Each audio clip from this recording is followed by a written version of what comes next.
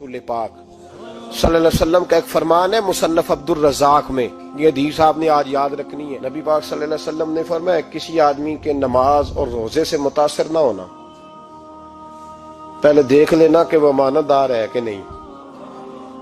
किसी के नमाज रोजे से मुतासिर नहीं होना, पहले देख लेना कि दयानतदार है कि, देखना लोगों की जेबों पे कितनी नजरें डालता है। फरमाया बहुत सारे नमाज रोजे वाले धोखेबाजी करते हैं, दयानती न करें, अपने ओहदे का पास रखें, अपने मनसब का ख्याल रखें। ओहदे जिस जगह आप मौजूद हैं आपकी जिम्मेदारी है। मेरे रसूल पाक सल्लल्लाहु अलैहि वसल्लम ने फरमाया हर बंदा तुम में से निगरान है और जो उसकी रियाया है उसके बारे में उसने जवाब देना है। कभी भी बददयानती ना करें। हम लोगों का पहले एतमाद हासिल करते हैं, फिर उस एतमाद को ठेस पहुंचाते हैं। उसका नुकसान पता क्या होता है? दुनिया में सबसे कमजोर शख्स वो होता है जिस पर कोई एतबार नहीं करता। जिसका एतमाद जाया हो जाए वो आदमी बिखर जाता है। कभी भी धोखाधड़ी की पॉलिसी ना बनाए। हम लोगों से मुफादात लेने के लिए अपने रवैये मीठे करते हैं और जब काम निकल जाता है फिर हमारे रवैये बदल जाते हैं। ये धोखा है, ये बददयानती है। इसको अल्लाह रसूल ने पसंद नहीं किया। मेरे नबी पाक अलैहिस्सलाम ने फरमाया जिसमें तीन बातें पाई जाए वो तो मुनाफिक है। अगरचे उलमा कहते हैं यहाँ मुनाफिक इत्कादी मुराद नहीं, मुनाफिक अमली मुराद है, लेकिन हुजूर ने फरमाया मुनाफिक है। या रसूलल्लाह कौन? फरमाया वो बंदा जब बात करे तो झूठ बोले, जब वादा करे तो मुखालफत करे, जब अमानत रखी जाए तो बददयानती करे। ये तो बंदा मुनाफिक है। हजरत अबू नूर अलैहिर्रहमान ने लिखा है, फरमाते हैं महमूद गजनवी का दौर था तो एक आदमी महमूद गजनवी के पास ना अपना केस लेके आया, मुद्दई बन के आया। उसने कहा बादशाह मेरा केस बड़ा निराला है। बादशाह सलामत ने कहा वो किस तरह? कहने लगा ये मेरे पास एक थैली है, मैं ना सफर पे जाने लगा तो ये थैली पूरी हीरों की भरी हुई। फलां इलाके के जो काजी साहब है ना, मैं जाती दफा मैं कहीं सफर पे जा रहा था तो मैं उनके पास छोड़ गया कि रास्ता लंबा है, कहीं कोई मुझसे छीन ना ले, हीरों की भरी हुई थी। कुछ दिनों के बाद मैं वापस आया हूं, काजी साहब ने मुझे थैली वापस की है तो इसमें हीरों की बजाय खोटे सिक्के निकले। अब मैंने काजी साहब से कहा है तो काजी साहब तो मेरे गिरेबान तक आते हैं, वो कहते हैं बता कहीं से फटी है, खुली है? वो जिस तरह टांके लगा के तूने सी थी उसी तरह लगे हुए हैं कि नहीं? तो हुजूर लगे भी बिल्कुल उसी तरह है, ना फटी है ना खुली है। अब मैं लुट गया हूं, मेरी कुल उम्र की कमाई जाया हो गई, खोटे सिक्के कहां और हीरे कहां? तो मेहरबानी करें और आप की बारगाह में अल्लाह रसूल के नाम पर हलफ देता हूं कि मैं हूं बिल्कुल सच्चा। महमूद गजनवी कहने लगे तू जा, थैली छोड़ जा और जब मैं तुझे बुलाऊंगा फिर दोबारा आना। वो शख्स चला गया। महमूद गजनवी उठे, दरबार बर्खास्त किया, लोगों से कहने लगे चले जाओ, मैं 3 दिन के लिए सैर करने जा रहा हूं, 3 दिन के बाद लौटूंगा। अकेले जब रह गए ना महमूद दरबार में तो महबूब ने छुरी मंगाई। वो जिस तख्त पे बैठते थे वहां गद्दा बिछा हुआ था, ये गद्दा पड़ा है ना, गद्दा बिछा हुआ था। महमूद ने छुरी के साथ उसको फाड़ डाला और छुरी जेब में रखी निकल गए।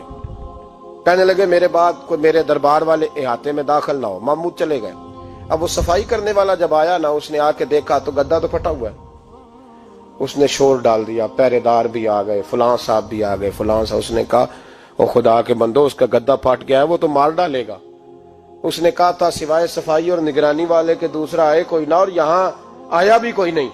पहले दिन ही फटा हुआ है तो लटका देगा सबको, क्या करें? शोर हो गया, सारे दरबार के मुलाजिमीन इकट्ठे हो गए।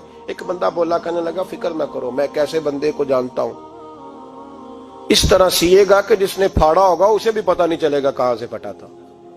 ऐसा बेहतरीन रफू करेगा कि पता भी। उसने कहा यार हम सारे एक महीने की तनख्वाह देते हैं, तू बंदा बुला। वो बुला लिया उसको, उसका नाम अहमद रफूगर था। वो आया, उसको गद्दा दिखाया, उसका यार इस तरह सीना पता ना चले। उसने कहा फिक्र ही ना करो, मैं बड़ा कारीगर हूं। बड़े बड़े कारीगर लोग नहीं हमारे मुल्क में पाए जाते, कोई निशान छोड़ते हैं पीछे। बड़े कारीगर का पैसे होने चाहिए, बड़े बड़े कारीगर बंदे। आप यकीन करें ऐसा ऐसा फलसफा, ये उम्रा इबादत है ना, सरकार दो आलम सल्लल्लाहु अलैहि वसल्लम की बारगाह की हाजिरी बड़ी नेमत है ना। तो सऊदी गवर्नमेंट ने पाबंदी लगा दी, खैर उनकी भी ज्यादती है। इस तरह की पाबंदियां शरीयत इस्लामिया में जायज नहीं। अल्लाह के घर मुसलमान जब चाहे जा सकता है, लेकिन वो कहते हैं जी 2000 रियाल दे जिसने 2 साल बाद भी आना है।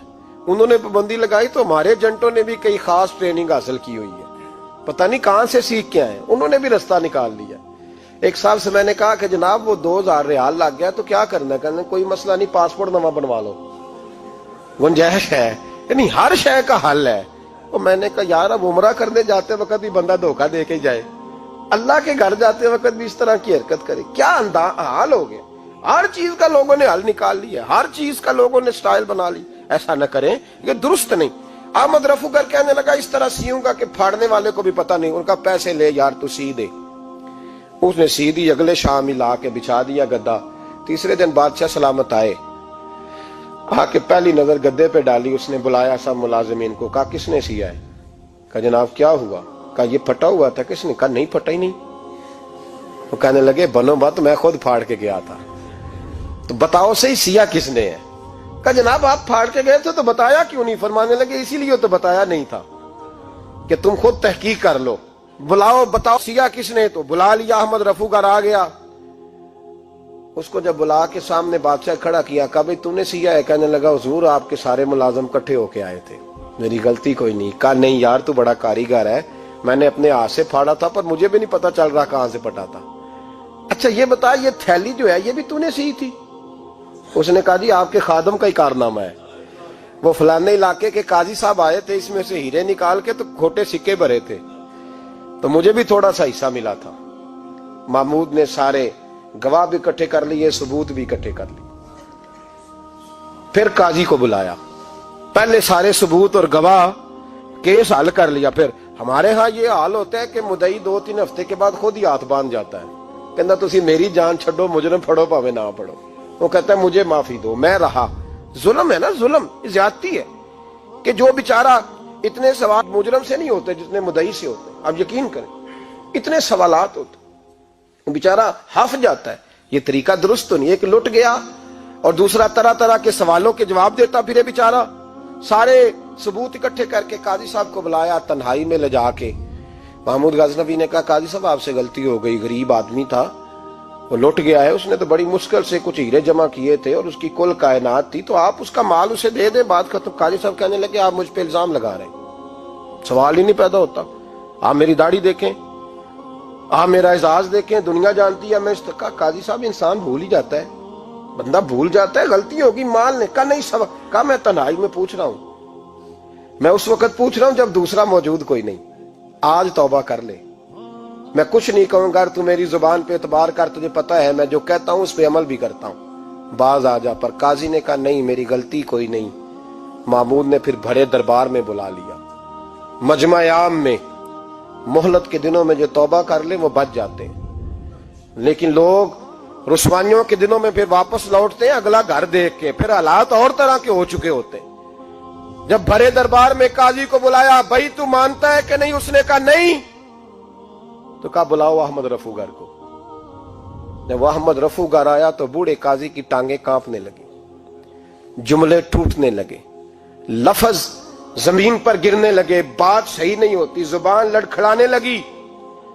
محمود کہنے لگے قاضی میں نے تجھے کہا تھا وہاں مان جا بات، اب بڑے دربار میں بول۔ تو جب قاضی صاحب کی گردن خود بخود جھک گئی تو دنیا سمجھ گئی، کہا نکل جا میرے دربار سے۔ محمود بولے نکل جا، اتنی تجھے عزت دی، اتنی بڑی تنخواہ دی، قاضی بنایا، اور یہ تھوڑی سی رقم کے لیے، تھوڑی سی رقم کے لیے تو بددیانت ہو گیا، چل چلا جا، نکل۔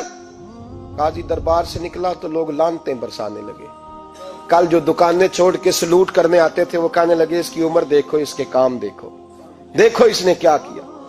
گھر گیا، بچے جن کے لیے پاپ کمایا تھا، جنہاں لی تو پاپ کمائے ہن کتھے نہیں ہو تیرے کر دے، وہ بچے کہنے لگے ابا جی ہم تو سکول مدرسہ جانے کے قابل نہیں رہے، امید تھی کہ بیوی ساتھ دے گی۔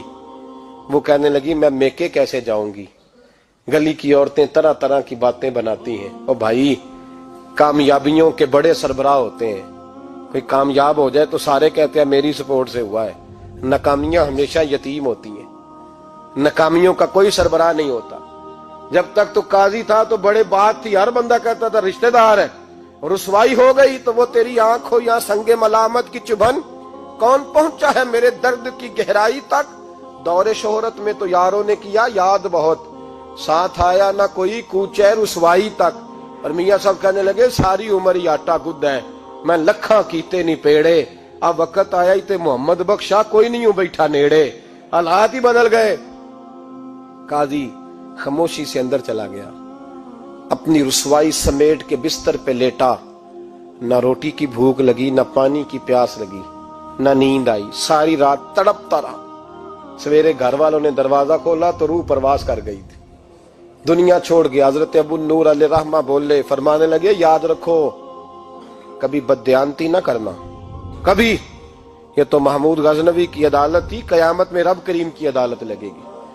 और फरमाया वहां तो गवाही देने वाला अहमद रफू गर था, कयामत में तो तुम्हारे अपने हाथ पैर गवाहियां देंगे, हमारा अपना वजूद गवाही देगा। और फरमाया यहां तो लानते दुनियादार बरसाते थे, वहां फरिश्ते होंगे। और काजी को तो मौत आ गई थी, कयामत में तो दोबारा मौत भी कोई नहीं आएगी, वहां तो रहना है और सहना है। बददियानती मुआशरे में, इतनी बददियानती हर जगह। उस मुआशरे का भी कुछ बनेगा जहां दवाई भी खालस ना मिले, जहां दवाई में भी बददियानती हो। लोग अपने बच्चे को ऑक्सफोर्ड यूनिवर्सिटी में पढ़ाने के लिए गरीबों के बच्चों के रगों में जो दवाई उतारे वो भी 2 नंबर।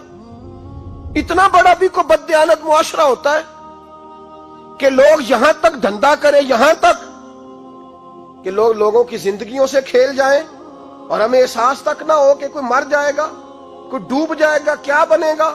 और जिसने वो अपनी रजिस्टर की दवाई की, उसने 2-4 लाख रुपया लिया और उसने ये नहीं सोचा कितने इंसान मेरी वजह से मरेंगे। कत्ल सिर्फ ये तो नहीं होता गोली मार के मार देना, लोगों की जिंदगियों से लोग खेल जाते हैं, लोग तबाही कर जाते हैं, लेकिन बददियानती से बाज नहीं।